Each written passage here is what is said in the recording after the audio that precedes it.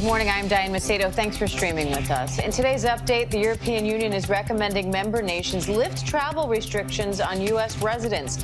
Each country can decide now whether to allow American visitors, but the recommendation could give a much-needed boost to economies that rely on tourism dollars. Meanwhile, 5 U.S. states have seen a nearly 40% increase in COVID cases in the past 2 weeks. The Delta variant is now confirmed in 41 states, and the former FDA commissioner warns it could soon become the dominant strain here. This as the CDC investigates a rare heart condition in young vaccine recipients. The CDC director maintains, though, that the benefits still far outweigh the risks. Over 200 million doses of vaccine have been given, and really these events are really quite rare. They are, as you note, minor, self-limited. They generally resolve with rest and standard medications. These cases of mild heart inflammation, the risk of that, which are quite rare, are overwhelmed by the benefit of getting vaccinated.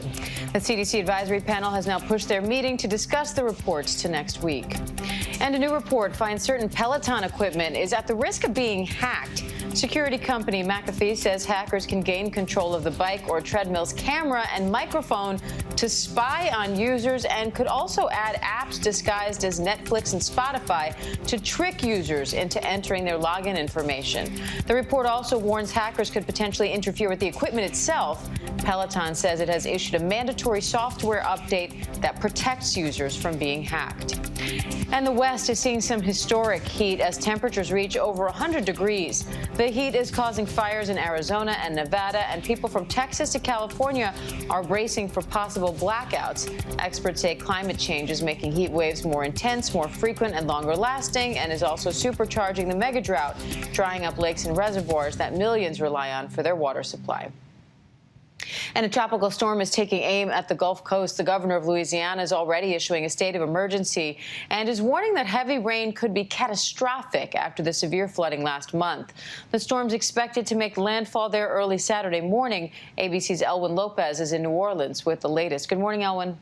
Hey, Diane, good morning. We're along Lake Pontchartrain, where we could see up to a couple of feet of storm surge once that system still churning in the Gulf of Mexico makes its way to Louisiana. Now, I want you to take a look from above. It doesn't take much for this area to flood here.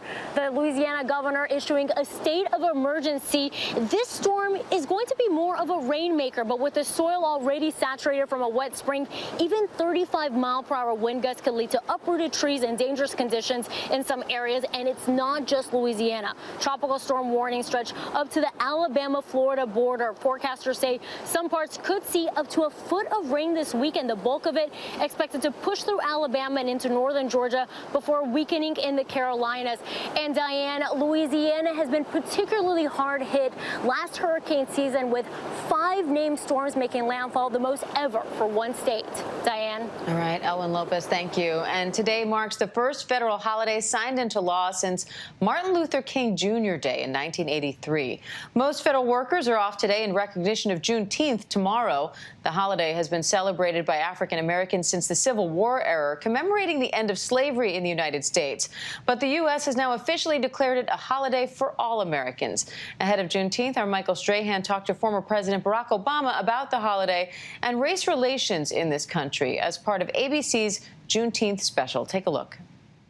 President Obama, happy Juneteenth. It is good to see you. Happy Juneteenth to you. Thank you. I remember being in school, and they had all the presidents, and they had every president up there, and you would look at that list, and you would say, I want to be president, but I don't think you could believe it. Right. Now, when they look at that, your face is up there. Right. And a lot of people will look and say, it signifies, since you've been elected president, that we've moved on from the issue of race. What do you say to that? Well, I think that's never been the case, that by virtue of my election, somehow we entered into a post-racial world. It wasn't something I believed at the time, and I certainly don't believe it now. So the fact is that a lot of barriers still exist for a whole lot of folks. Yeah. When you look at that list of presidents, we still haven't seen a woman. And the notion that women somehow are not qualified to, the fact is, at least in my household, the women are smarter, more insightful, more caring, better looking, more talented, funnier. We live in the same household. That's my point. So something's happening in our society that prevents them from ascending to the highest office in the land. The same is true for African Americans. The same is true for Latinos and the first Americans, the Native Americans. The odds are stacked in ways that prevent a lot of young people from realizing their potential, and we can do something about it. In the Promised Land, you talk about hope. The country's built on hope. Pioneers, abolitionists, civil rights workers. Right. You ran on hope. We are choosing hope over fear and sending a powerful message that change is coming to America. We're now in 2021, and we have the pandemic, the insurrection, racial reckoning. A lot of people feel like they've lost hope. Mm-hmm. How can people get that hope back? You get hope back from, for me at least, taking the long view and recognizing that resilience,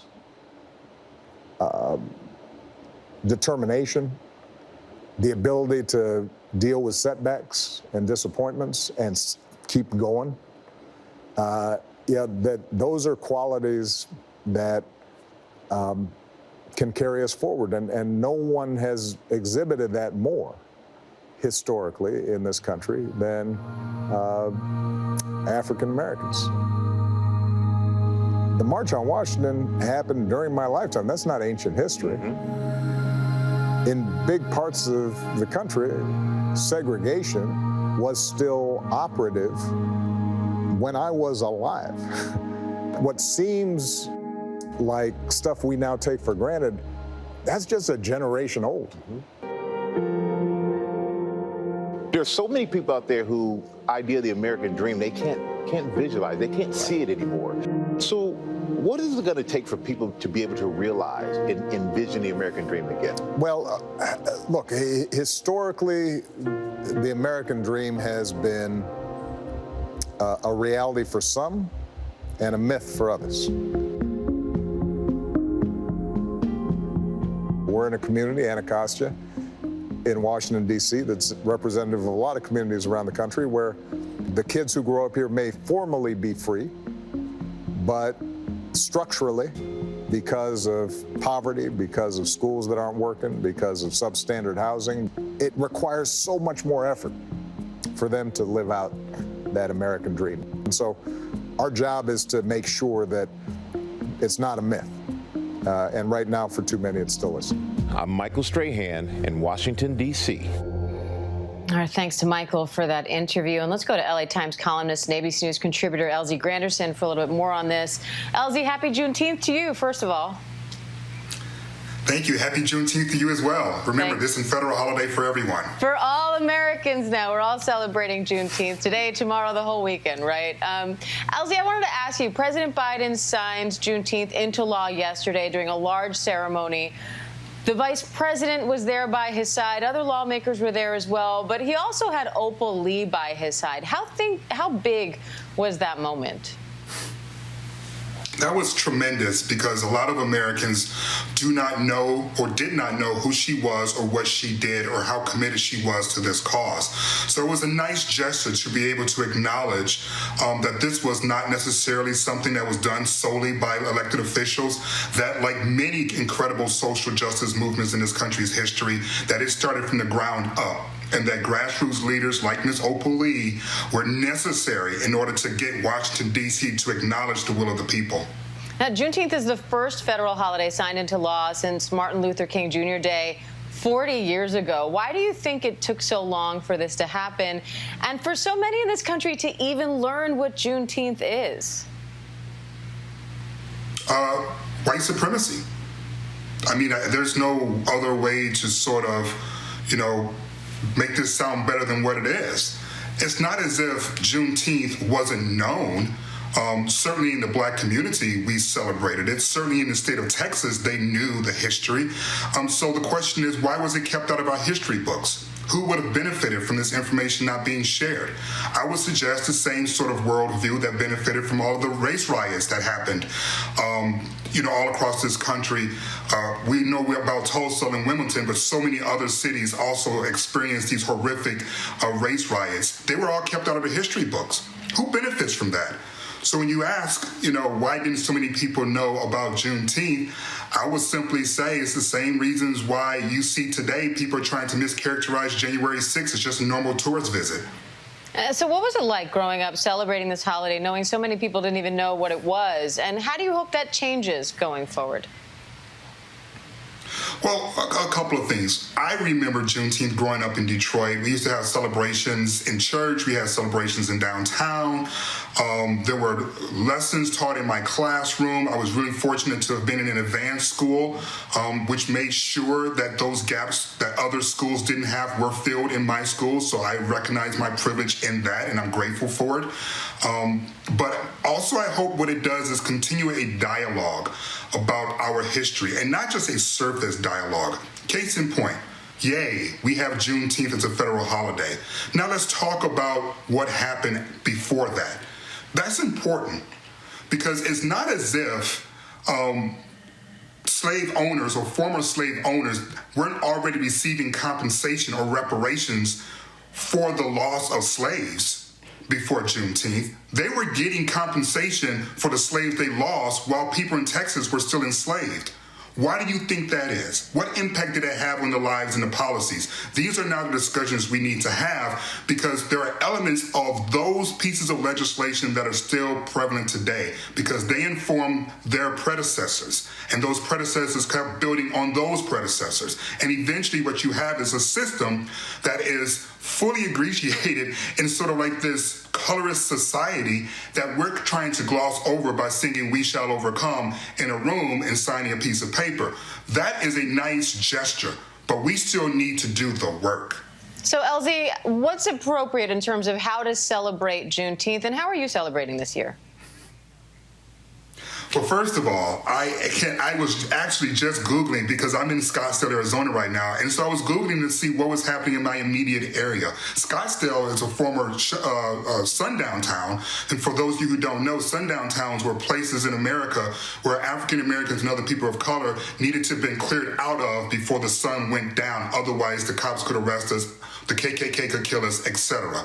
So Scottsdale is a sundown town, a former sundown town. So I'm curious to see what they're doing here to acknowledge it. But if I'm not satisfied, trust, I will zip right on over to LA and find myself a party where my people are celebrating this, because this is a tremendous moment. I don't want to downplay it. It's a tremendous moment. It just isn't the final moment. All right. Well, LZ, I'm sure you're going to find a great celebration one way or the other. We appreciate you coming on. And again, a happy Juneteenth to you. Thank you, and to you as well. Thanks. And tonight, be sure to watch Soul of a Nation special, Juneteenth Together We Triumph. That's at 9 p.m. Eastern and streaming on ABC News Live and Hulu starting tomorrow. And when we come back, it is Feel Good Friday. A Wisconsin barbershop has opened a health clinic inside. When we come back, we're going to meet the owner behind it and discover why he turned his barbershop into a one-stop shop for haircuts and health. Stay with us.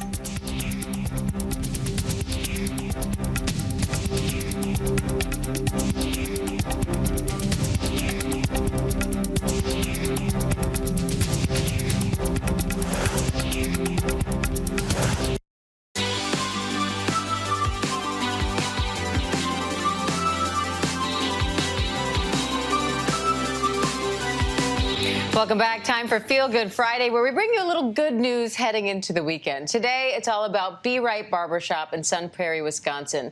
The shop just partnered with a nonprofit to open a free wellness clinic in the shop, meaning people can now stop by not just for a haircut, but also everything from blood pressure checks to mental health services to a COVID-19 vaccine.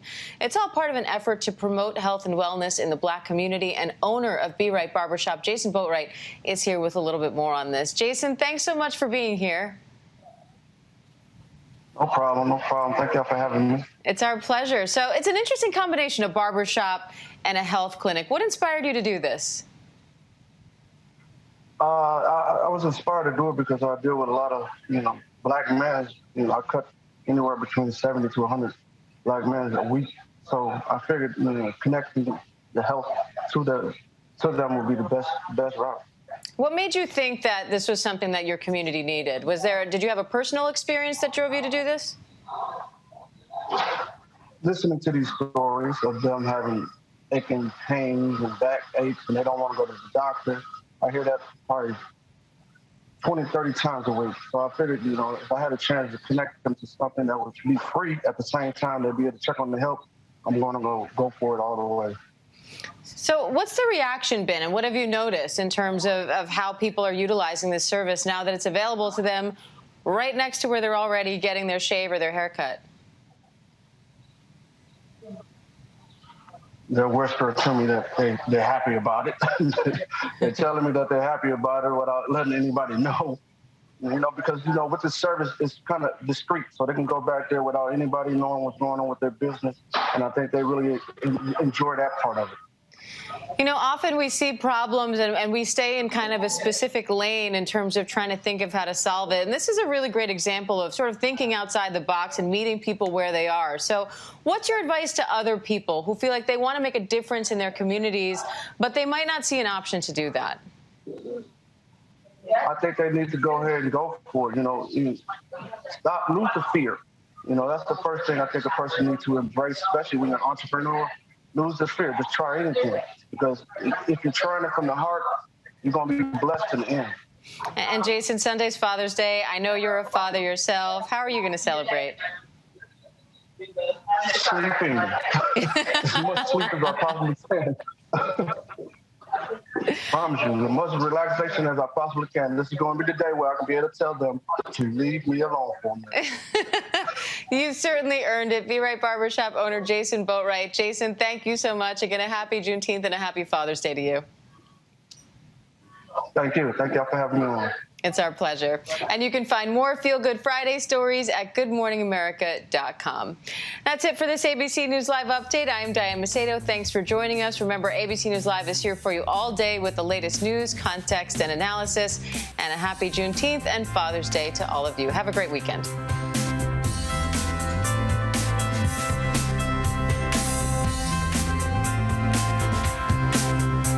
It's like, if we don't fight to change it, like, who's going to? Especially as the younger generation. Sadly, there's a lot on our shoulders to change the world right now, from like the environment to racism to disrupting the whole political system. And younger people are fighting to change all of that. It starts with us.